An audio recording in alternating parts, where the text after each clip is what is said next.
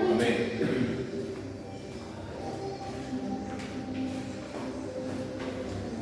Boa noite, meus amados irmãos. Mais uma vez nós estamos aqui. Eu saúdo os irmãos com a graça e paz do nosso Senhor e Salvador Jesus. Amém. Hoje é noite de prelúdio, né? Hoje é noite de recontar as histórias. Antes de nós orarmos, eu queria lembrar que nós estamos no capítulo 7, né, do livro de Apocalipse. Esse capítulo 7, ele é extremamente interessante, porque vocês sabem o que acontece no capítulo 7? Sabe? Nada. Isso que é muito interessante. Nós temos um capítulo que nada acontece, e nós vamos falar sobre esse capítulo que nada acontece hoje, tá bom? E nós vamos falar porque ele vai introduzir o próximo capítulo, que é o capítulo 8. E esse capítulo 8, que ele é ao mesmo tempo o sétimo selo e ao mesmo tempo ele não é, porque ele abre as 7 trombetas. Então nós vamos preparar todo o ambiente agora, porque o autor de Apocalipse, parece que aqui o Espírito Santo estava contando alguma coisa, de repente ele encerrou a conversa, mas agora ele falou: só que agora eu vou entrar nos detalhes. Então é mais ou menos isso, e nós vamos tentar trabalhar isso hoje à noite. Irmãos, sentados mesmo, vamos orar? Vocês sentados aí mesmo, vamos orar? Vamos pedir ao Senhor que Ele venha nos clarear, que Ele venha nos dar conhecimento, que Ele venha abençoar nossa mente, o nosso coração, para que nós cheguemos ao entendimento adequado daquilo que vai ser ministrado essa noite, amém? Pai Santo, Pai bendito, na Tua presença nos colocamos, Pai. Obrigado, Senhor Jesus, pelo barulho na Sua igreja, Pai. Obrigado, Senhor Jesus, pela presença das crianças aqui. Isso significa, Senhor Jesus, que é uma igreja viva, é uma igreja vibrante. Obrigado, Senhor Jesus, por todas as oportunidades que Você tem nos dado. Pedimos que o Deus Espírito Santo venha iluminar nossa mente e coração esta noite. Sabemos, Senhor Jesus, da dificuldade que encontramos, Senhor Jesus, em interpretar as Suas Escrituras, esse livro em específico, mas pedimos que o Senhor venha nos abençoar, enchendo de graça, misericórdia, favor, e que a cada dia, Senhor Jesus, nós possamos contemplar a Tua palavra e que ela venha mudar a nossa vida e o nosso coração.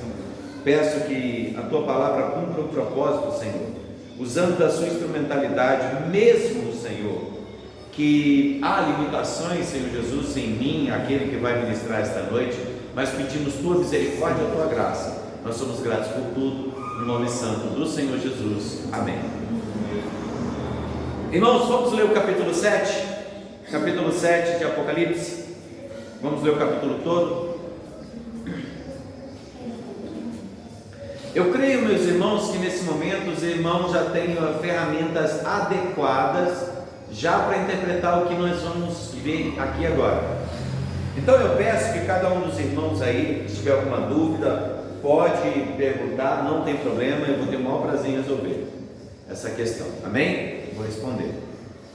Está escrito assim: depois disto vi, presta bem atenção, depois disto eu vi 4 anjos em pé nos 4 cantos da terra, conservando seguro os 4 ventos da terra, para que nenhum vento soprasse sobre a terra, nem sobre o mar, nem sobre árvore alguma. Vi outro anjo que subia do nascente do sol, tendo o selo do Deus vivo, e clamou em grande voz aos 4 anjos, aqueles aos quais foram dados fazer dano à terra e ao mar, dizendo: não danifiquei nem a terra, nem o mar, nem as árvores, até selarmos na fronte os servos do nosso Deus. Então ouvi o número dos que foram selados, que eram de 144 mil de todas as tribos dos filhos de Israel. Da tribo de Judá foram selados 12 mil, da tribo de Rubens 12 mil, da tribo de Gade 12 mil, da tribo de Aser 12 mil, da tribo de Naphtali, 12.000, da tribo de Manassés, 12.000, da tribo de Simeão, 12.000, da tribo de Levi, 12.000, da tribo de Issacar, 12.000, da tribo de Zebulon, 12.000, da tribo de José, 12.000, e da tribo de Benjamim foram separados 12.000. Depois destas vi, e eis grande multidão que ninguém podia numerar, de todas as nações, tribos, povos e línguas, e em pé diante do trono e diante do Cordeiro, vestidos de vestiduras brancas, com palmas nas mãos, e clamavam em grande voz, dizendo: ao nosso Deus, que se assenta no trono, e ao Cordeiro pertence a salvação. Todos os anjos estavam de pé, rodeando o trono, os anciãos e os 4 seres viventes, e ante o trono se prostravam sobre o rosto e adoravam a Deus, dizendo: amém, o louvor e a glória e a sabedoria e as ações de graças e honra, poder e força sejam ao nosso Deus, pelos séculos dos séculos. Amém. Um dos anciãos tomou a palavra, dizendo: estes que vestem de vestiduras brancas, quem são e de onde vieram? Respondi-lhe: meu Senhor, tu sabes. Ele então me disse: são estes os que vêm da grande tribulação, lavaram suas vestiduras e alvejaram no sangue do Cordeiro, razão porque se acham diante do trono de Deus, e o servem de dia e de noite no seu santuário, e aquele que se assenta no trono estenderá sobre eles o seu tabernáculo. Jamais terão fome, nunca mais terão sede, não cairá sobre eles o sol, nem ardor algum, pois o Cordeiro que se encontra no meio do trono os apacentará e os guiará para as fontes de água viva, e Deus lhe enxugará dos olhos toda a lágrima. Amém? Então nós temos aqui o capítulo 7. Qual o selo que abriu aqui no capítulo 7?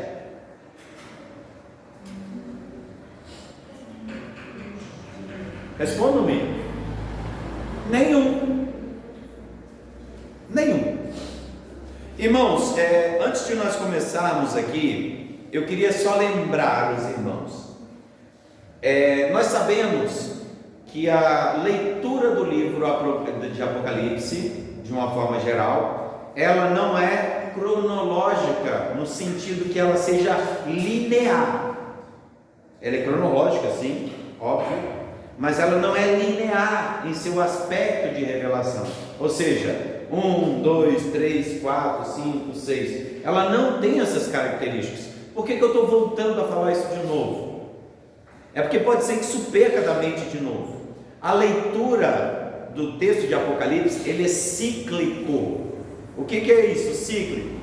É um ciclo, ele começa, faz a voltinha, chega no final e começa novamente. Só que ele começa com um círculo pequeno, né? Daqui a pouco ele dá uma aumentadinha no ciclo, e ele vai aumentando, e ele vai aumentando. O que é esse aumentando? Esse aumentando é adicionando elementos a perguntas que já foram feitas anteriormente. Então, além de dela ser uma leitura paralelista, ela é uma leitura cíclica, ou seja, ela sempre retorna. Irmãos, no capítulo 6, que nós acabamos de estudar na semana passada, nós vimos que a história de Apocalipse acabou no capítulo 6. No sexto selo, tudo se acabou no sexto selo. Não foi isso que nós vimos? Irmãos, essa é a segunda recontagem do ciclo. O primeiro ciclo terminou na última carta, ou seja, no capítulo 3. Então, do capítulo 1 ao capítulo 3 é toda a história do Apocalipse. só com uma perspectiva mais local, mais próxima. Por isso que as 7 igrejas, ou seja, a completude da igreja daquele século, ela foi adicionada a essa história. Pois bem, passando dessa história, o ciclo agora ele começou a ter detalhes maiores, que até então nós não víamos o Senhor julgando todas as coisas. E no capítulo 4 de Apocalipse, nós aprendemos que o capítulo 4 era o quê? O grande trono, ou seja, da onde o próprio Senhor ele delega todas as funções. Então nós temos quem lá? Nós temos o Cordeiro e o Deus no trono.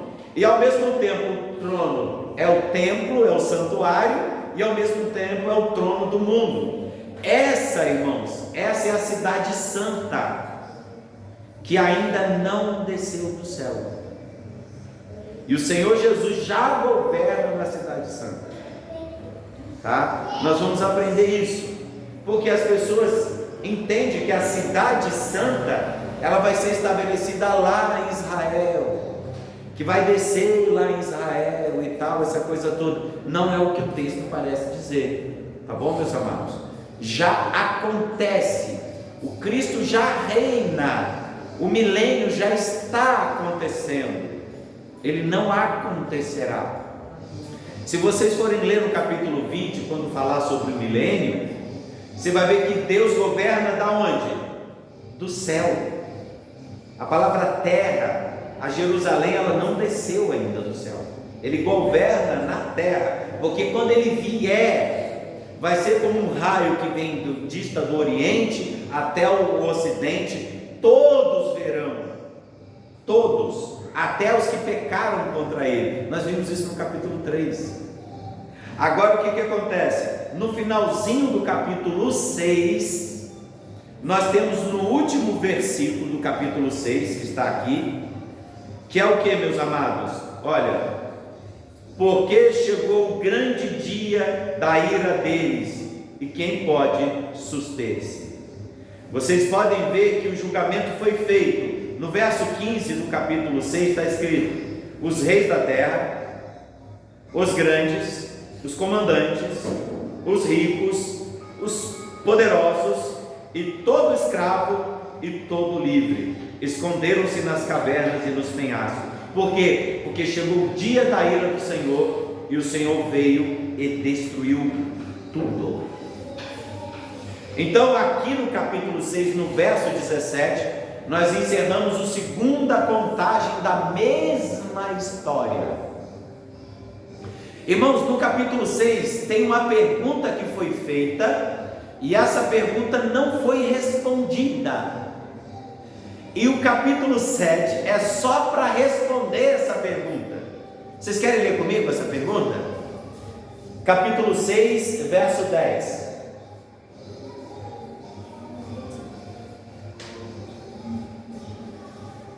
O que está escrito aí? Alguém lê para mim bem alto, para eu saber que os irmãos estão na igreja. Clamar em alta voz, dizendo: até quando, ó soberano Senhor, santo e verdadeiro, não julgas nem vingas o nosso sangue, os que habitam sobre a terra? E a resposta do número 11 foi o quê? No verso 11, vai. Então a cada um deles foi dada uma vestidura branca, e lhes disseram que repousassem ainda por pouco tempo, até que também se completasse o número dos seus conservos e seus irmãos, que iriam ser mortos como igualmente eles foram. Agora ele fez uma pergunta e falou do número dos conservos. O que está acontecendo agora no capítulo 7? O capítulo 7 está dizendo, então depois disso, ou seja, do final dessa pergunta, depois disso, vi 4 anjos de pé nos 4 cantos da terra, conservando seguro os 4 ventos da terra, para que nenhum vento soprasse sobre a terra, nem sobre o mar, nem sobre a água, nem sobre coisa alguma. Vi outro anjo que subiu no nascente do céu, tendo um selo do Deus vivo, e clamou em grande voz os 4 anjos, aqueles os quais foram dados fazer dano à terra. Aí está lá: não danifiqueis nem a terra, nem o mar, nem a árvore, até selarmos na fronte o que?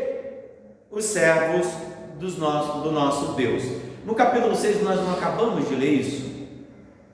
Ó, calma aí, vocês têm que entender que o evangelho vai ser pregado, as provações vão serem dadas. Até quando? Até se completar o número dos salvos, que vão sofrer e vão morrer igual vocês foram. Vocês estão entendendo? Agora o Deus, o Todo-Poderoso, deu a voz aos 4 seres dizendo: acabou, segura tudo aí, para por enquanto, para todo mundo aí, que agora eu vou comentar sobre os salvos. Porque, irmãos, parece que a pergunta do capítulo 6:10 ficou sem resposta. Então, olha que interessante que como o livro do Apocalipse é. Então, se ficou algumas perguntas nos textos anteriores, a história vai voltar a ser recontada, só que agora com mais riqueza de detalhes, para que você perceba exatamente o que está acontecendo. Então ele vai falar assim: qual que foi a pergunta que não foi respondida então? A pergunta é: quem são esses? Quem são os salvos? Até quando, Senhor? Que o Senhor não julga, o Senhor não faz isso, o Senhor não faz aquilo? Agora o Senhor está respondendo. Agora a partir do verso 4.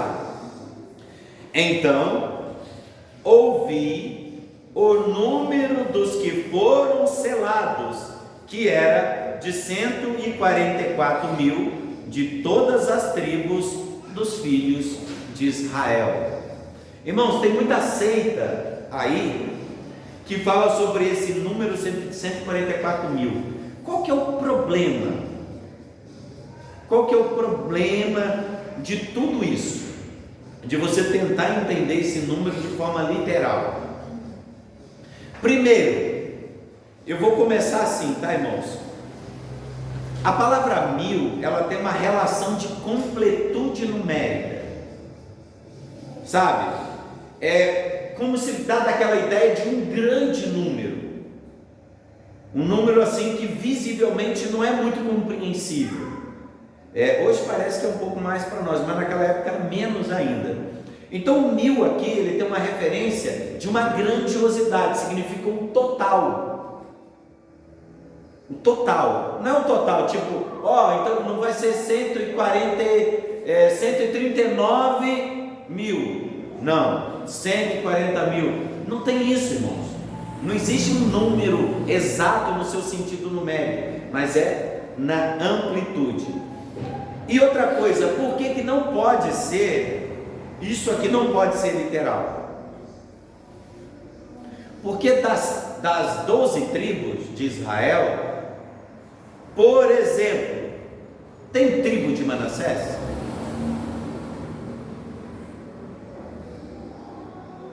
Para pensar, gente. Manassés é um dos filhos de José, foi um dos piores reis que teve na terra, e não é das 12 tribos. Manassés não é. A tribo de Gate, ela sumiu antes de pegar a terra prometida. Então você vai ver a tribo de José. José não tinha tribo, José estava no Egito. Então você vai ver algumas aqui sendo tiradas, outras tribos sendo colocadas no lugar. Então você percebe que isso aqui não é a configuração original das tribos. Por que eu estou falando isso? Por causa dessa ideia que as pessoas têm, são 144 mil que estão lá no, como é que chama? Que vai ser lá em Israel, que Deus vai salvar 144 mil de lá. Irmãos, presta bem atenção. Toda a doutrina do apóstolo Paulo, no livro de Gálatas, no livro de Romanos, todo esse livro foi escrito com um propósito: dizer que o sangue de Jesus Cristo uniu todo o povo de Deus. não há mais grego, não há mais judeu, não há mais bárbaro, não há mais ninguém, só há um povo de todas as etnias e de todas as nações. Mas a outra coisa que nós vamos responder também esta noite é o seguinte: quem aqui sabe qual é o número da besta? 666. Rapaz, então desculpa fazer a piada, esse é o número do besta, né? Por quê? Porque as pessoas não pararam para raciocinar. Olha só, as pessoas só lembram daqueles que foram selados com o número da besta. E qual que é o número dos selados? Todos os selados vão ter o número 144 mil na testa?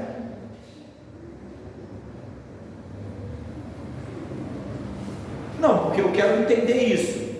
Por que todo mundo lembra do selo, que é o selo do inimigo, e não lembra do selo que está descrito aqui no capítulo 4? Então, ouvi o número dos que foram selados, que eram de 144 mil de todas as tribos dos filhos de Israel. E sabe qual que é interessante? E eles vão ser selados na testa. Não vai ser na mão direita, vai ser na testa. A pergunta que eu faço hoje para os irmãos: vocês que são crentes, vocês que são salvos, vocês que tomam cedo do Senhor e congregam, guardam o dia do Senhor, cadê o selo da testa que eu não estou vendo? Cadê o selo de vocês? Ué, se vocês são selados, se vai ter o número da besta, sei lá, o chip, seja lá o que é. E qual que é a marca nossa? Que está na testa. Então vocês percebem que não faz sentido as pessoas atribuírem um número, atribuírem que é alguma coisa, vai ser, sei lá, já foi tantas coisas, né, irmão? Já foi CPF, já foi número de seguro, já foi, agora tem literalmente o chip, né, que coloca entre a mão e tal. Então, gente, não é literal. Nós temos que aprender que o livro não é uma literalidade numérica, é uma gematria, é uma ideia de número, mas isso não é real, ele é simbólico, assim como todo livro é. E agora nós temos aqui, irmãos, até o verso 8, do 4 até o verso 8, eles estão falando de 12 mil de uma tribo, 12 mil de outra, 12 mil de outra, e deu o que? Os 144 mil, os selados. Suponhamos que sejam então selados. O que a gente faz com o verso 9? Se são só 144 mil literal, o que eu faço com o verso 9? Com a grande multidão, que também foi selado.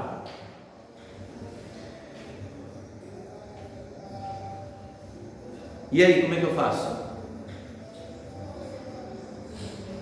Então, olha só. Então, nós vamos ver aqui 12 mil. Então, 144 mil é o seguinte: nós lemos isso já.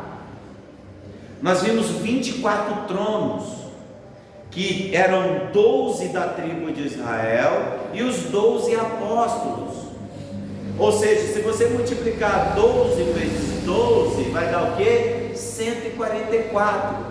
Só que esses 144 que estavam diante do trono, que esses 24 anciãos, eles representavam a igreja gentílica e eles representavam a igreja de Jerusalém, que era o que? Era o povo eleito de Deus. Então nós já aprendemos isso lá no capítulo 4. O que esse texto está fazendo no capítulo 7? Ele está recontando em detalhes. Então aqueles que estavam debaixo do trono de Deus aqui no capítulo 6, que o sangue deles, onde eles lavaram a sua vestidura e o seu sangue estava debaixo do altar, e eles clamavam dizendo: até quando? A resposta está aqui. Então olha o que nós estamos aqui, depois destas coisas, ou seja, desse selamento, porque a questão aqui, aqueles que foram selados, então depois desses, ou seja, os que estavam selados lá e os santos que foram salvos, depois dessas coisas, vi e eis grande multidão. Você está entendendo depois disso? Parece que eles estavam, depois disso o quê? Das descrições das tribos que foram salvas. Então depois disso eu vi uma grande multidão. Só que a multidão agora não é só dos 12. Ele continua, o que ele fala? E eis uma grande multidão que ninguém podia enumerar. Ou seja, de todas as nações, tribos, povos, línguas, em pé diante do trono e diante do Cordeiro, vestido de quê?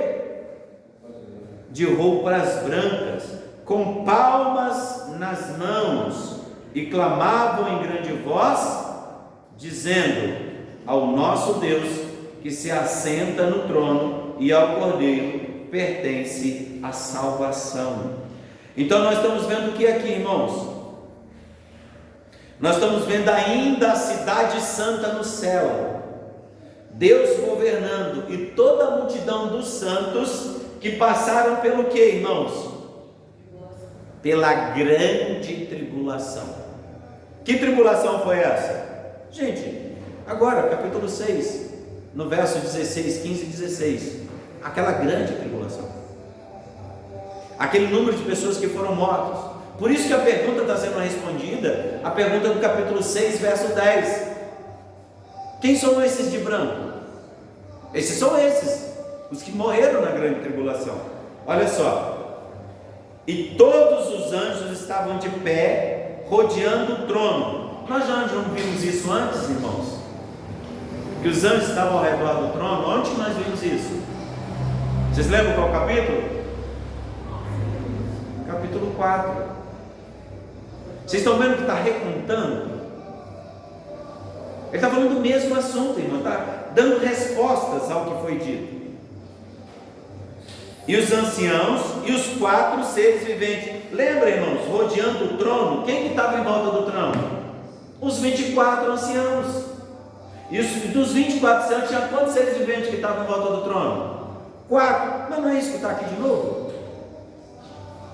Então vocês estão vendo que não está falando de outra coisa, está recontando a mesma história. Por que recontar, irmãos? Porque quando nós recontamos uma história, alguns detalhes se perdem. Então, ao recontar, nós relembramos o que foi contado e nós gravamos melhor. Então, esse é um recurso da literatura apocalíptica, de recontar para que fique gravado.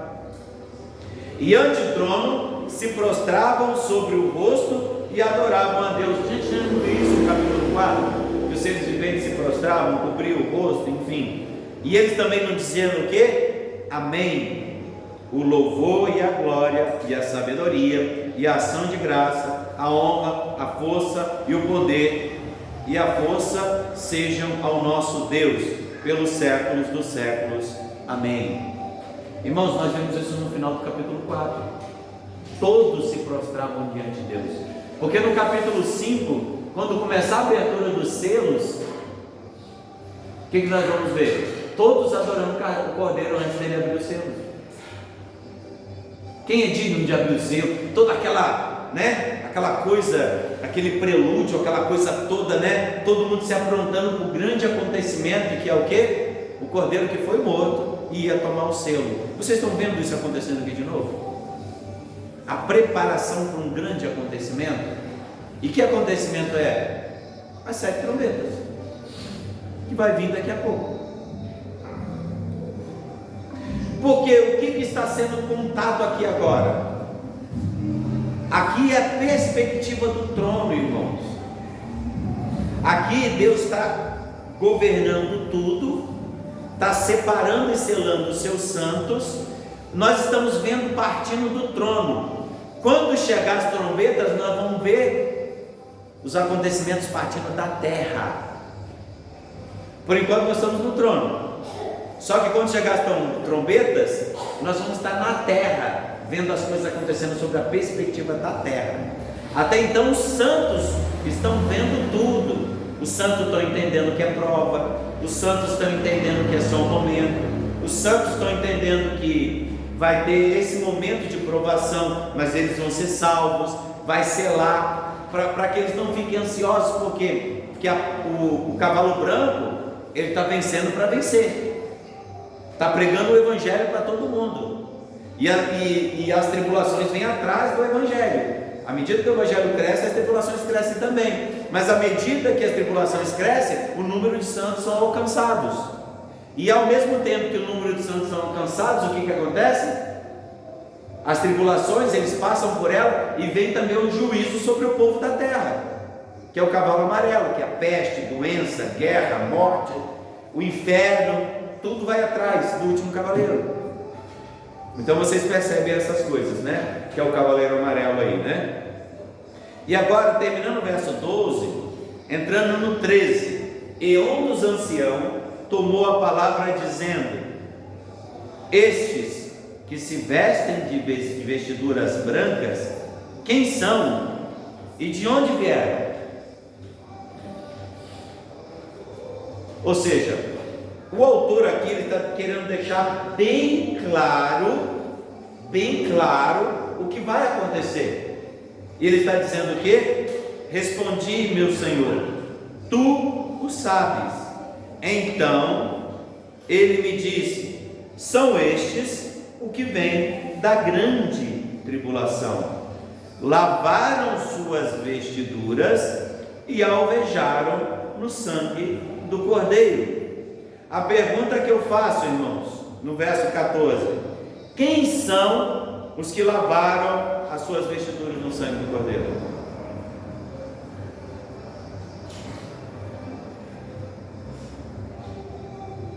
Quem são?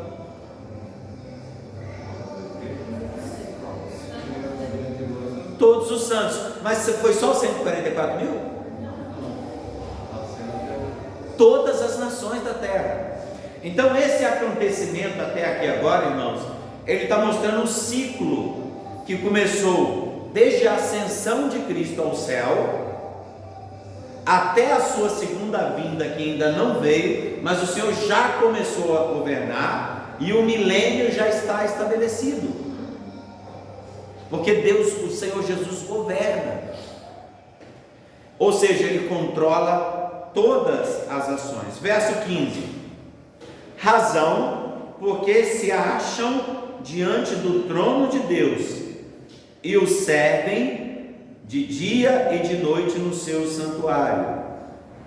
Aquele que se assenta no trono estenderá sobre eles o seu tabernáculo. Vocês entenderam o que essa expressão quer dizer? Eu queria mais uma vez bater na seita de novo, tanto dos 144 mil quanto a seita adventista, sobre a doutrina do sono da alma. A pergunta que eu faço para vocês: como é que eu posso admitir o sono da alma, sendo que os santos que morreram estão debaixo do trono do Senhor, eles oram, eles intercedem diante do trono, eles louvam a Deus diante do trono, e eles ajudam a julgar diante do trono? A pergunta que eu faço é essa: o que esses santos que já morreram na grande tribulação está fazendo um monte de coisa aqui, sendo que era para estar dormindo?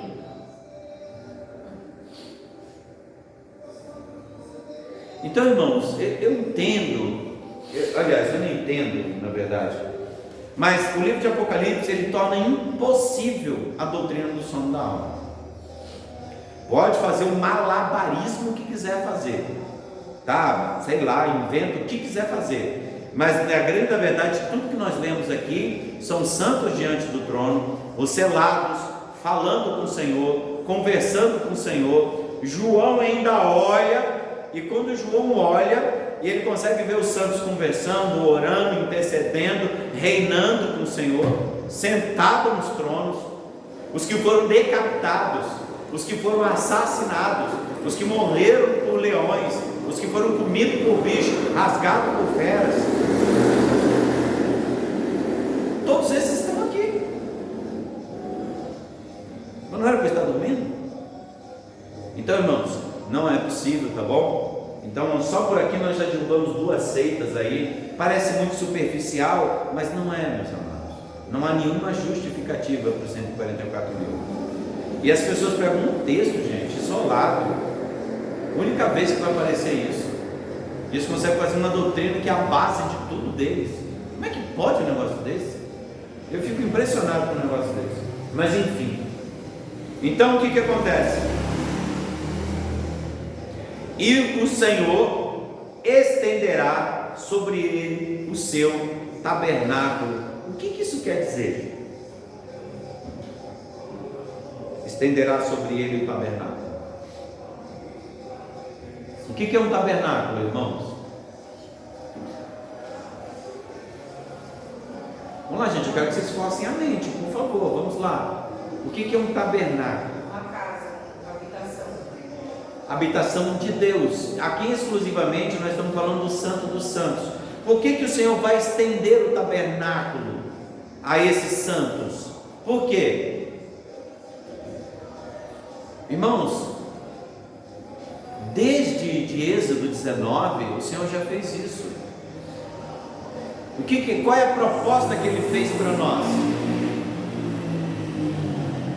Que nós fôssemos nação santa, sacerdócio real, povo eleito, povo adquirido, nação santa. Quem é que pode entrar no Santo dos Santos? Quem que pode entrar no tabernáculo? Só se você tiver essa prerrogativa. E quem é que dá essa prerrogativa? Quem que dá essa autoridade? É o próprio Deus. Então, na verdade, você vai ver Pedro dizendo isso, né, novamente, que nós somos povo eleito. Ou seja, ele está trazendo esse conceito fundante, né, essa história fundante, que é a história da libertação do povo do Egito para a salvação, que é a terra prometida. Então nós temos o céu, que é a terra prometida, nós temos o Egito e a Babilônia, que representa o mundo e seu sistema maligno, e nós temos um Deus que elege um povo no meio desse povo totalmente avesso a ele, e faz o quê? Tira eles de lá e leva para uma terra santa, e faz desse povo o quê? Pregadores da palavra, porque nação santa e tal. Então estender o tabernáculo significa isso. E ele faz o que? Uma promessa. Ele fala o que em Gênesis 19?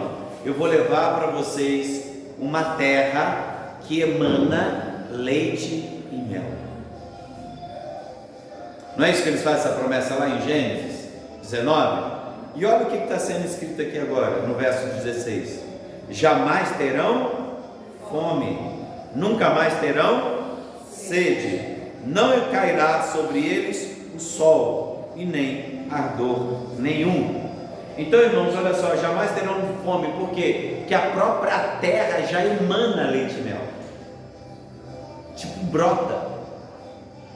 Essa é uma concepção de terra. Gente, ele está usando aqui a linguagem, está usando a mesma linguagem do Egito, a mesma linguagem de Gênesis, tá bom? Gênesis 19. Por que eu estou frisando tanto Gênesis 19? Porque quando nós entrarmos no capítulo 8, tudo que vai ser contado sobre a perspectiva de Êxodo 19, a saída do povo do Egito, as pragas que vão acontecer, os acontecimentos, a mortandade, tudo fazendo referência a quê? A Gênesis 19. Vai repetir aqueles mesmos acontecimentos das 10 pragas, e eu vou mostrar isso para vocês, tá bom? Aí quando ele fala assim, ó, nunca mais terão sede, por quê? Lembrava o momento em que o povo era escravo e passava por grandes dificuldades. Aonde, irmãos? No deserto. Porque quando chegar em Canaã, não vai ter mais sede. Mas no período da tribulação, que são o quê? Os 40 anos no deserto, que são esse período, o que o povo mais passou? Sede. E o que o povo mais passou? Fome. A ponto do próprio Senhor fazer chover pão do céu. E que os e que os homens deram o nome maná. Por quê? A pergunta era: o que é isso? Ninguém sabia o que é isso, porque um comia, tinha gosto de uma coisa, outro comia, tinha gosto de outro, outro comia, tinha gosto de outro. Então o que é isso? A gente não sabe. E não cairá sobre eles o sol. Vocês não estão lembrando isso, irmãos? O que Deus fez para que não caísse sol sobre eles? Quando eles estavam 40 anos no deserto, o que Deus fez? Uma nuvem para cobri-los, para acontecer o quê? Não ter ardor nenhum. O povo não se queimava com o sol, por quê? Porque o Senhor cobria eles. Vocês estão vendo, irmãos? Ele está usando a linguagem de Gênesis aqui 19 para falar das bem-aventuranças e do cuidado do Senhor. O tabernáculo, não ter fome, porque Deus deu pão, não ter sede, porque a água saiu da rocha, e agora não cairá sobre ele sol algum. Por quê? Porque o Senhor vai se fazer nuvem. E agora, nem ardor algum. Por quê? Lembra aqui, nem ardor, nem sobre ele, nem ardor algum. O ardor aqui é de frio, tá bom, irmãos? A gente vê ardor, a gente só pensa em ardor como ardido do sol. Não, ardido do frio. Porque no deserto à noite faz muito frio. E o que o Senhor fez? Coluna de fogo. E nós vamos ver coluna de fogo aqui no capítulo 8 também. Então vocês estão vendo a ligação aqui? Vocês estão percebendo toda a estrutura sendo montada para um próximo acontecimento que ele vai ampliar ainda mais esses acontecimentos? Então o que acontece, meus amados? Agora nós estamos no verso, agora o verso 17. Depois, o cordeiro que se encontra no meio do trono os apacentará e os guiará para as fontes da água viva. Ele está trazendo à memória quem aqui? Quem que apacentou o povo? Quem que levou o povo para águas vivas que caía da rocha? Quem? Moisés. Porque Moisés seria o grande profeta, o grande líder. Só que agora quem vai fazer isso é quem? O próprio Jesus. Por quê? Porque Jesus é o antítipo de Moisés. Porque Moisés era o tipo e Jesus Cristo é o antítipo. E o que está acontecendo agora? O próprio Jesus vai guiar a fonte da água viva. E Deus lhe enxugará dos olhos toda a lágrima. E a promessa final é que o próprio Senhor Jesus vai tirar dos olhos das pessoas todas as suas dificuldades e vai salvar essas pessoas. Ou seja, isso aqui, irmãos, é o resumo dos 40 anos do deserto, só que agora prefigurado no céu de forma completa. As pessoas chamam de mito fundante, né? A teologia crítica, né? A teologia liberal, ela chama de mito fundante. Por quê? Porque todas as histórias que nós veremos na Bíblia, ela tem uma narrativa indireta de Gênesis 19. Vocês percebem isso? Explicando, vocês conseguiram perceber. Então esse prelúdio aqui, esse momento que aparece que não está acontecendo nada no capítulo 7, na verdade ele é uma preparação para todos os acontecimentos que virão. E para explicar bem essa história, os seres viventes estão retendo os acontecimentos nesse momento, para que todos entendam que está falando agora exclusivamente do povo salvo, de todos os eleitos. Agora, essa história de Gênesis que está sendo contada, Gênesis 19 agora, não é mais o Gênesis 19 só com os eleitos, só com os que saíram de lá, só com as 12 tribos. Aqui agora está incluindo o quê? Todos os eleitos, todos que foram selados, todos os salvos de todas as gerações, de todos os tempos. Por quê? Porque nós vimos a história sendo contada no final ali do capítulo 6, onde acabou. O grande dia da ira do Senhor acabou. Só que ficava algumas perguntas que ainda deveriam ser respondidas e não foram. E agora o texto se propõe a responder. Então a resposta é: só irá terminar.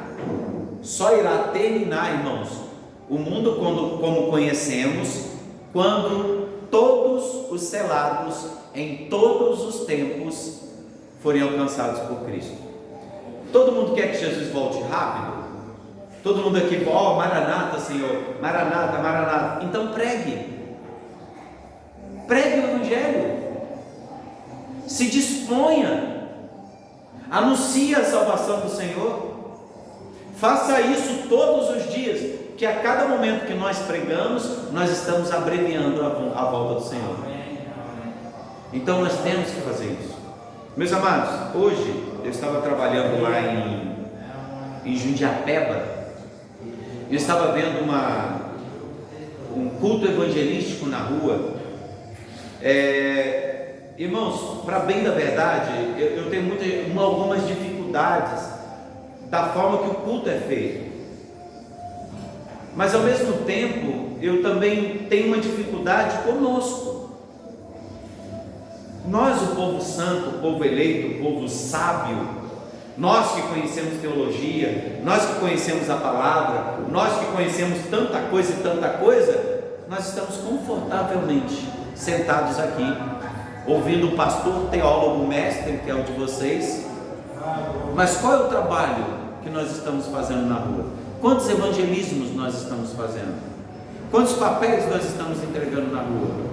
Quantas pessoas nós estamos convidando para a nossa igreja? Mesmo essas pessoas, com todas essas limitações que elas têm, elas estão anunciando o Evangelho de forma estranha, apelativa, super emocional, mas eles estão fazendo. E nós? O que estamos fazendo? É uma boa pergunta.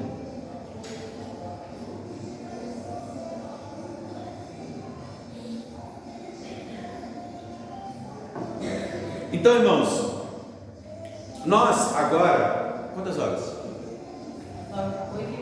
8h30. Agora, sabendo então que esse capítulo 7, ele é só uma resposta, nós vamos começar então a ler o capítulo 8, e eu vou começar a explicar o 8, mas nós não vamos terminar. Capítulo 8. Quando o Cordeiro abriu o 7º selo, houve silêncio no céu por cerca de meia hora.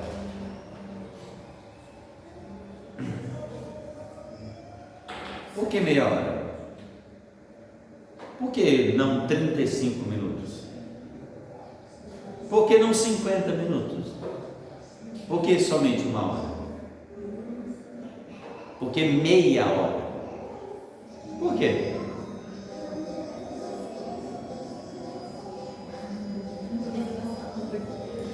Mais uma vez, é isso que eu estou tentando dizer, irmãos. O livro de Apocalipse, ele não pode ser lido de forma literal, porque você não entende o contexto. Olha só, então se você definir, tentar entender essas coisas de forma literal, vocês vão bater a cabeça, porque são coisas assim. Ou seja, irmãos, a metade, ou seja, meia hora, significa por breve momento. Não é nem uma hora, é por um breve momento. É um silêncio. Irmãos, você sabe quando aquela coisa cai e você faz assim, ó? O que aconteceu? Você para, né? Fica aquela surpresa que dá, você dá aquela parada. Isso acontece, irmãos, por quê?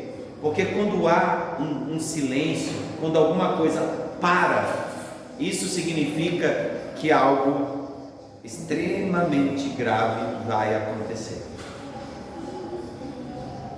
Então a ideia aqui é E quando o cordeiro abriu o 7º selo, houve um silêncio por meia hora. Então, esse silêncio é só para narrar um grande acontecimento que virá por aqui. Irmãos, o 7º selo é só um versículo. É só isso. É só um versículo. Ele só o verso 1 do capítulo 8 é só para dar esse prelúdio, essa entrada do acontecimentos que virão a partir daqui agora.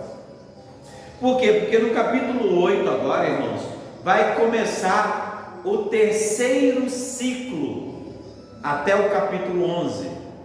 O 3º ciclo que vai contar a história desde o começo até o final de novo. E nós já vimos esse silêncio, essa expectativa de acontecimento nos outros capítulos. Agora nós vamos começar de novo. Verso 2: Então vi os 7 anjos que se acham em pé diante de Deus, e lhe foram dadas 7 trombetas. Agora nós vamos anunciar o que? As 7 trombetas.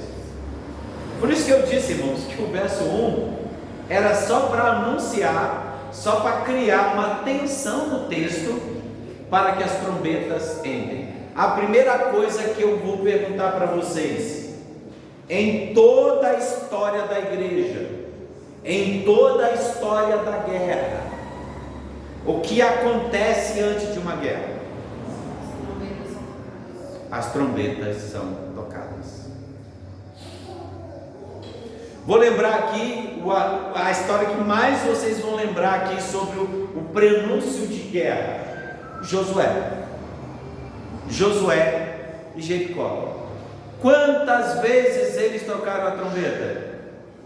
7 vezes. Para acontecer o quê? Para a ruína total dessa cidade. Então nós vamos agora 7 trombetas. Essas 7 trombetas agora estão apontando para quem então? Para o contexto de Josué.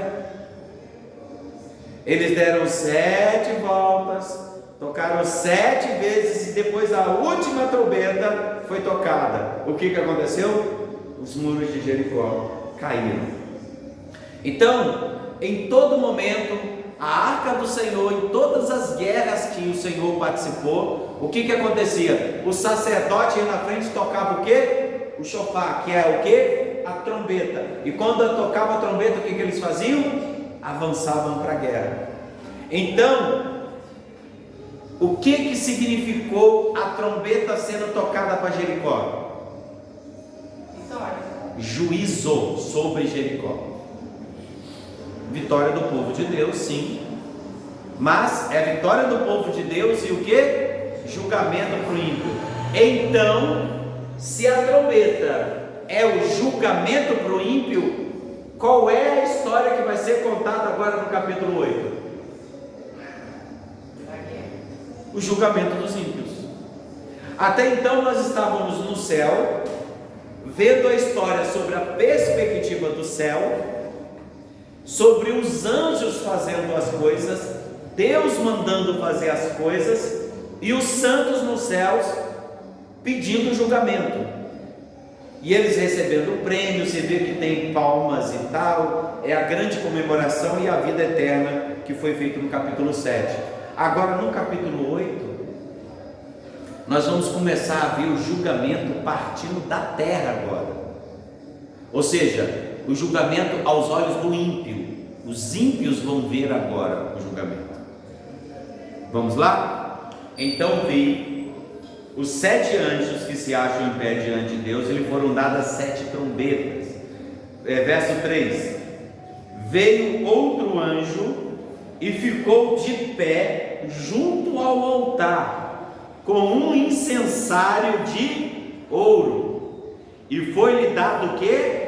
Muito incenso, para oferecê-lo com oração de todos os santos sobre o altar de ouro que se acha diante do trono. Irmãos, o incensário, o incensário que tinha no templo, ele servia para quê, o incensário?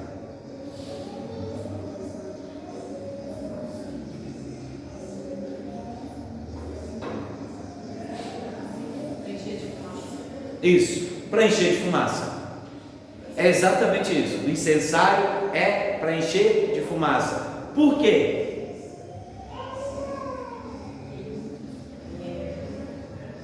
Irmãos, olha só. Vocês lembram que quando o templo ele foi inaugurado, o que aconteceu no dia da inauguração?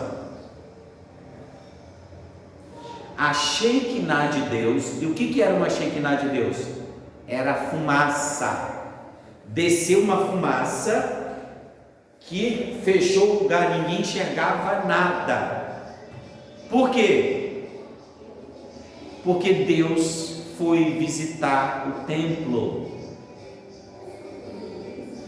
E eu pergunto para vocês, quem é que consegue suportar a presença de Deus se não houver a Shekinah? Ninguém. Por quê? Porque ninguém consegue ver Deus cara a cara. E se nós estamos agora sobre a perspectiva da terra, se não houver o incensário, o julgamento de Deus vem direto. E o que mantém aqui, se vocês olharem o contexto, o que mantém os santos vivos diante de Deus? As orações. Porque a oração, ela é o que, irmãos? A oração é a Shekinah de Deus, que cria o vínculo entre Deus e o homem, a tal forma que o homem não seja aniquilado por Deus. Ou seja, é a própria misericórdia de Deus, é exercida através da oração. E a oração aqui, ela está junta com o quê? Com o incensário. Ou seja, Deus, ele cobre o seu povo, o tabernáculo dele é estendido, através das orações o povo se achega a Deus, de uma forma que ele não é destruído. Só olha só o que vai acontecer agora, no capítulo seguinte, verso 4. E da mão do anjo subiu à presença de Deus a fumaça do incenso com as orações dos santos. E qual eram as orações dos santos, irmãos?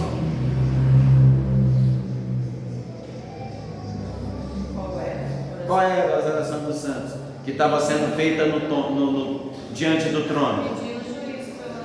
Até quando, Senhor? Até quando, Senhor? Até quando, Senhor, não julgas? Até quando, Senhor, não julgas o teu povo? Até quando você não vai julgar, Senhor? Você sabe o que é engraçado?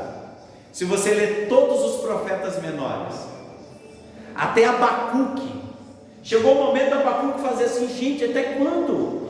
O iníquo vai prosperar, vai acontecer isso, vai acontecer aquilo. Até quando o Senhor não julga?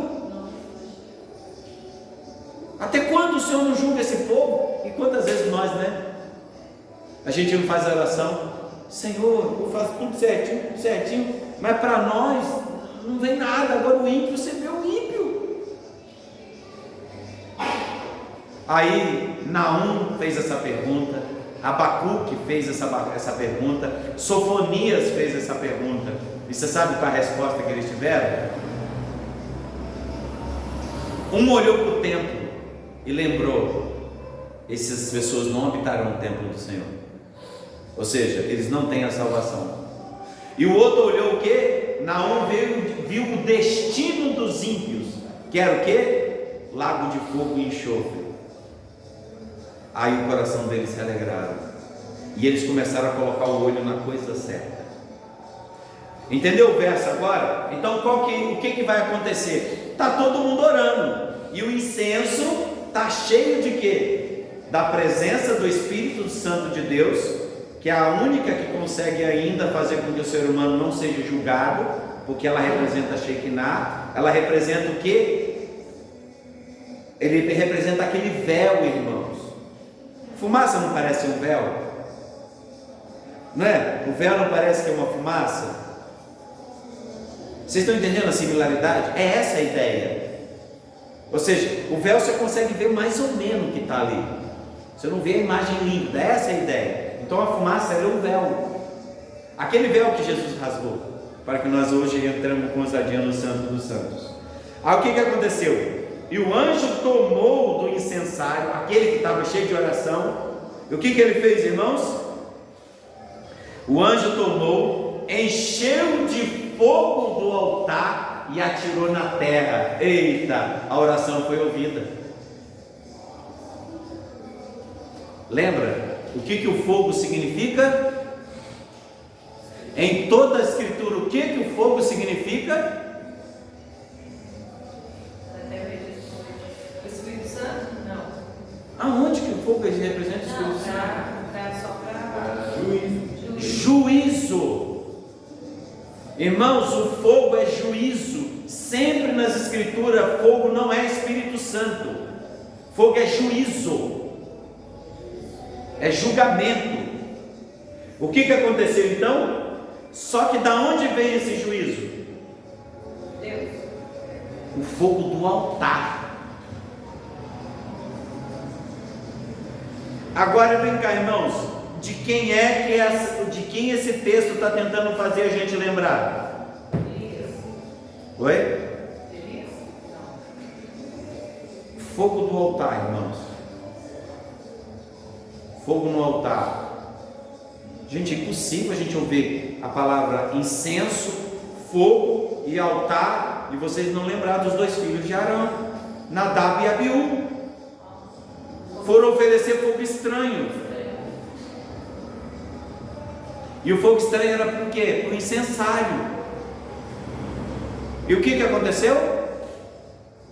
O fogo de Deus matou os dois. Saiu o fogo do altar e fez o que? Julgou a atitude ímpia deles. E o que vai acontecer aqui agora? O fogo do altar não vai matar só Nadab e Abiú. Ele vai ser lançado na terra agora. Para fazer o que? Julgar todo ímpio.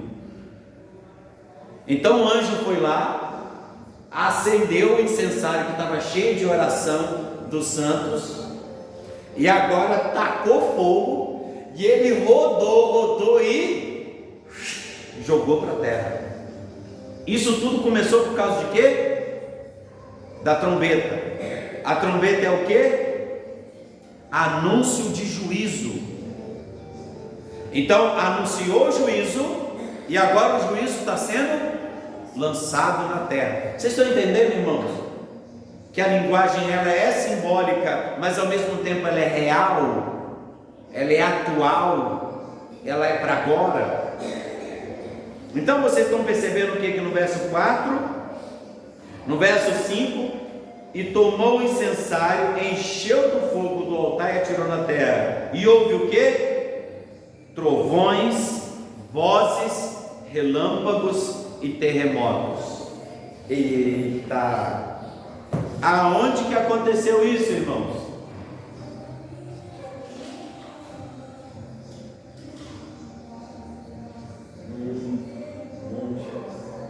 Exatamente, no Monte Sinai, aonde o Deus, ele fez o quê? Uma aliança com o seu povo. Só que na medida que ele fez uma aliança com o seu povo, o que ele fez? Ele fez aliança com o povo dele, mas ele julgou o povo que não é dele. Então, toda vez que Deus ele entra com juízo na terra, qual é a primeira coisa que vocês ouvem? Ouvem trovões, vozes, relâmpagos e terremotos. Por quê? É Deus se manifestando para o juízo. Então, vocês estão vendo que é só sentença de juízo até agora? Tirando o verso primeiro, é só sentença de juízo. Ou seja, Deus está armando o juízo. E olha como é que o juízo vai vir, irmãos. Então Os 7 anjos que tinham as 7 trombetas prepararam-se para tocar. Gente, até agora eles nem tocaram, eles só se prepararam. Você viu quantos acontecimentos? Ele está tentando explicar que isso tudo é para o ímpio. Agora nós vamos ver sobre a perspectiva do ímpio, o horror que essas coisas vão acontecer. Só que ao mesmo tempo Deus vai preservar os santos no meio desse horror. Por quê? Porque no capítulo 7 ele selou eles. Já está o número de salvos, de todas as tribos, de todas as línguas, de todas as raças, de todas as nações. Eles já estão salvos. Deus já tem o número deles, está tudo certinho já. Agora o que acontece? Irmãos, o primeiro anjo tocou a trombeta e houve o que? Saraiva e fogo de mistura com sangue, e foram atirados à terra. A terra foi então queimada a terça parte da terra e das árvores e também de toda erva verde. Primeira trombeta, nós estamos aqui já no verso 7. Irmãos, por que eu forço tanto vocês a tentar raciocinar comigo? Esses 3 primeiros flagelos está ligado a quê? Onde vocês viram isso?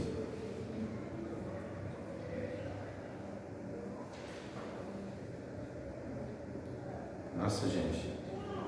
No grande dia, terrível dia do Senhor, que a gente chamava besteira. Não, é só. Até agora, qual é a história que nós estamos contando? O tempo todo aqui nós estamos contando a história. Êxodo 19. Gente, vamos comigo. Vem comigo, vem comigo. Vamos botar a cabecinha para funcionar. Irmãos, aqui de uma vez só falou de 3 pragas que aconteceram aonde? No Egito, antes do povo sair da terra. Não foi isso que aconteceu? Isso estava acontecendo aonde? Na terra de Gozã? Não, estava acontecendo no grande Egito. Enquanto isso o povo estava como? Olhando de longe. A terra de Gozã era um local aonde ficavam os escravos israelitas. Eles ficavam separados, enquanto que o grande Egito era atacado por toda sorte de coisas. Então o que vocês vão ver aqui no verso 7? Olha só, Saraiva não é das pragas do Egito? Saraiva. Fogo vindo do céu. Não aconteceu também? Fogo do céu foi uma das últimas pragas, o fogo do céu. Saraiva é aquela pedrinha de gelo que mata toda a plantação. É o granizo. É chamado Saraiva. É engraçado, minha avó só falava Saraiva. Ela nunca falava granizo. No Rio é Saraiva, não é granizo. Eu só ouvi granizo pela primeira vez aqui em São Paulo. No Rio a gente sempre chama de Saraiva. Enfim. Acho que a minha família tem um traço judeu, então deve ser por causa disso. Aí o que acontece? Qual que é a terceira praga? Mistura com sangue. Então nós vemos o que também? O mar, a água que se tornou em sangue. Tudo isso foi atirado à terra, junto com o censário. Então você vai ver 3 flagelos acontecendo ao mesmo tempo, tá? Aí o que acontece? A resolução é: então foi queimada a terça parte da terra e das árvores e também de toda a erva verde. Irmãos, nós estamos falando de uma predição de Apocalipse e que nem se sonhava com desmatamento, nem se sonhava com queimadas. Essas coisas não aconteciam naquela época. Isso é para hoje. Irmãos, nós tivemos uma queimada absurda agora recentemente, que matou não sei quantas pessoas no Havaí. Foram centenas, né, até milhares, né, de pessoas que morreram no Havaí, não foi? Foi milhares, né, chegou a milhares de pessoas que morreram por causa da queimada. Então vocês veem, por exemplo, a devastação que nós estamos vivendo. Irmãos, entendam bem, quem desmata não é crente. Isso é coisa de ímpio, porque um crente de verdade, ele separa até o lixo plástico em casa, crente convertido, tá? O crente respeita a natureza, o crente não joga papel de bala no chão, não deixa copinho plástico dentro da igreja, largado no chão, tá? O crente, ele tem uma relação com a natureza da melhor forma possível. O crente convertido, ele não gasta mais do que o necessário, não pega sacola excessiva no supermercado para ficar jogando no lixo, ele separa as coisas direitinho. Vocês entendem isso? Esse é o crente, ele está sempre preocupado com a natureza. Mas o ímpio não, porque o ímpio tem uma relação com a natureza, uma relação de pecado. Ele quer subverter tudo. O pecador, ele subverte tudo ele subverte. E o crente, ele redime tudo. Essa é a diferença. Então vocês veem que, de novo, a imagem de julgamento para o mundo é a mesma visão de julgamento para quem? O povo do Egito. É a mesma linguagem. E a mesma linguagem hoje. Por quê? Porque o povo de hoje, eles são o que? Deuses de si mesmos. Porque as 10 pragas do Egito, irmãos, eles eram os 10 deuses principais do Egito. Vocês sabiam disso? Irmãos, Faraó não era um homem, Faraó era um Deus. Então a luta de Moisés com o Faraó não é a luta com o Faraó homem, era a luta com Deus, o Deus Faraó. Botem bem isso na cabeça, que nós vamos usar bastante isso a partir de então. Então o mito fundante, mais uma vez, ele é utilizado aqui para explicar o julgamento de Deus sobre o ímpio. E ele está usando a mesma linguagem que foi usada com o povo do Egito e com o povo da Babilônia. Olha só, verso 8: o segundo anjo tocou a trombeta, uma como que de grande montanha ardendo em chama foi atirado ao mar, cuja terça parte se tornou em sangue. Mais uma vez, lembrando que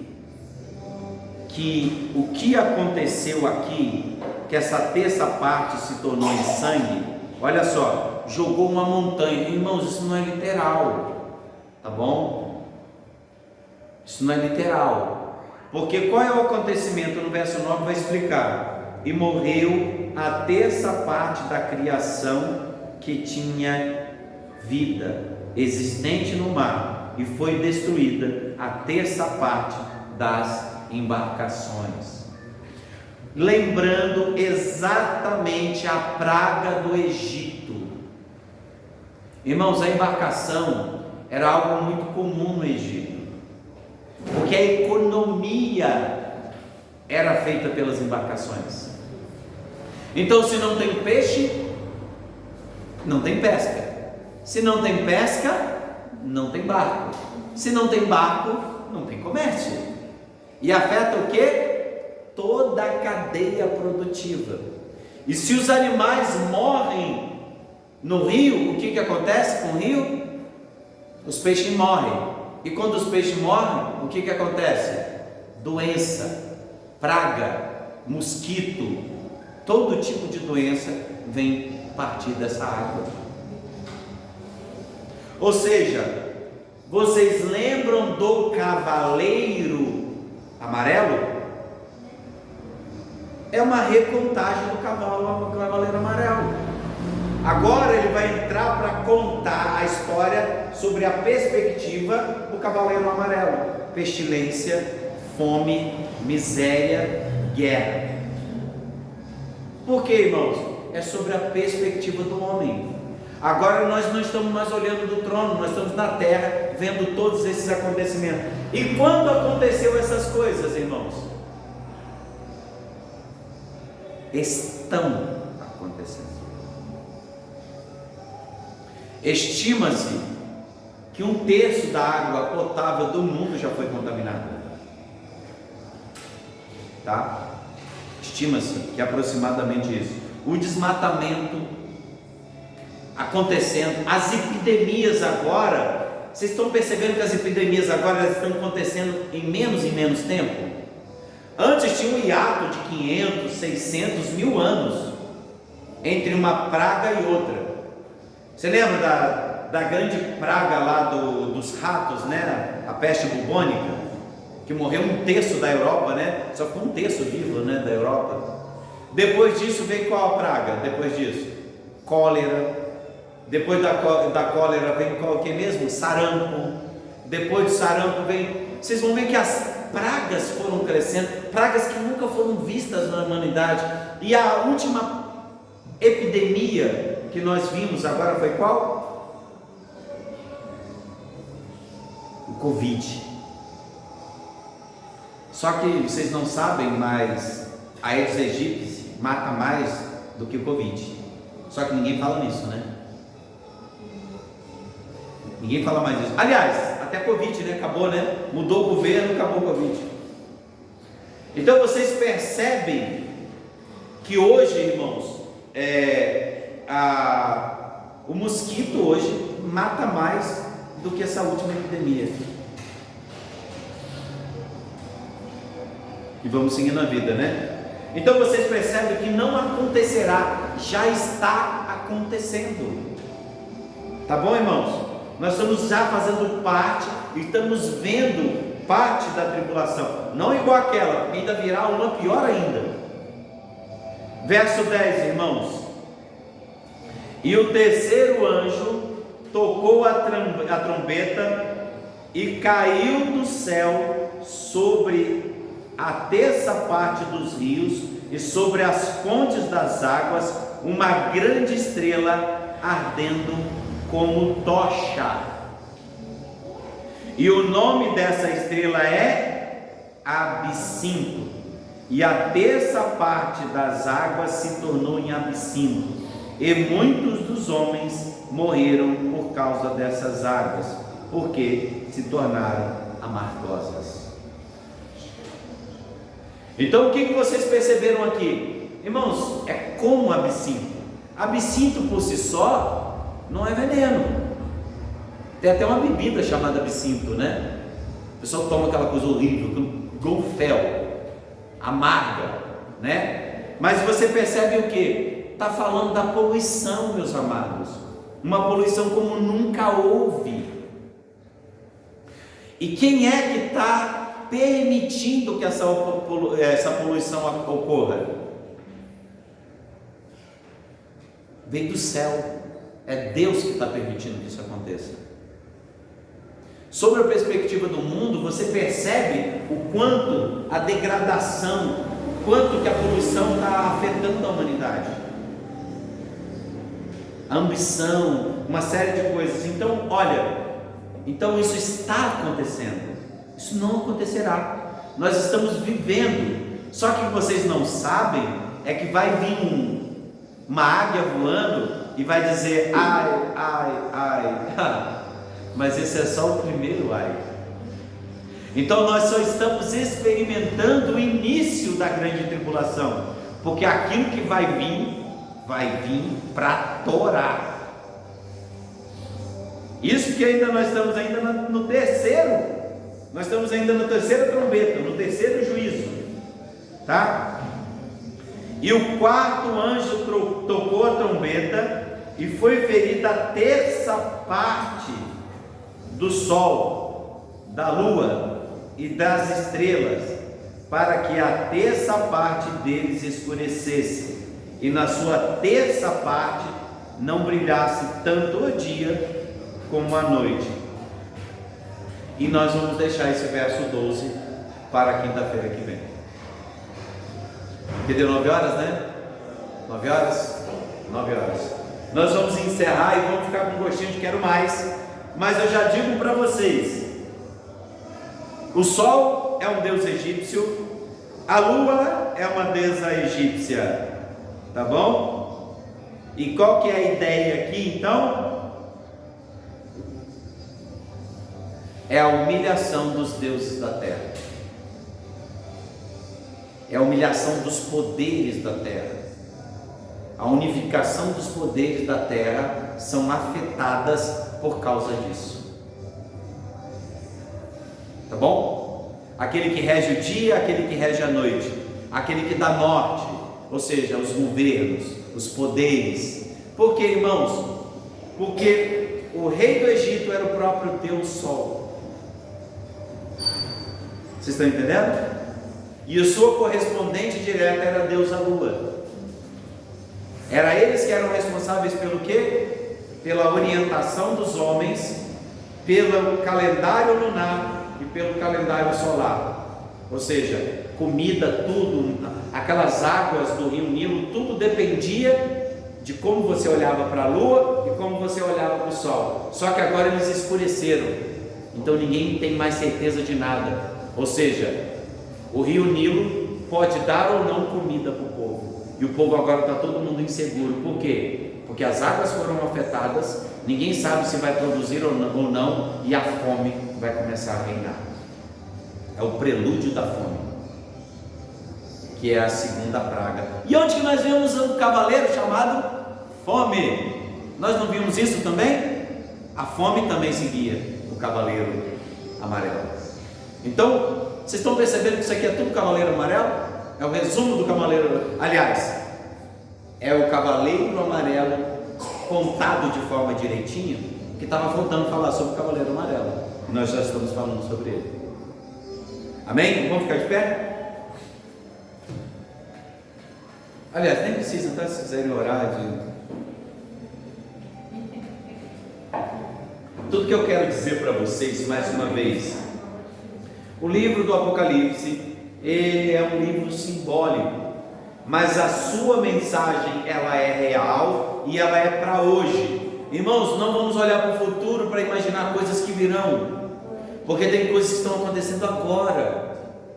Tem povos sendo assassinados e mortos hoje, passando fome hoje, sendo decapitado hoje, ficando pobre hoje. Haverá uma pior? Sim. Como ninguém viu, haverá uma pior, mas ainda não chegou o momento. Amém? Então vamos orar? Alguém poderia agradecer, orar em voz alta, agradecer por essa aula esta noite, e que o Senhor continue nos abençoando, para que nós possamos a cada dia aprender mais da palavra. Quem vai orar? Pode orar. Senhor Deus e Pai, nós te agradecemos por esta noite, Pai, de estudo, Pai, em nossas vidas, a qual, Senhor, as nossas dúvidas foi esclarecida. Sim, Senhor.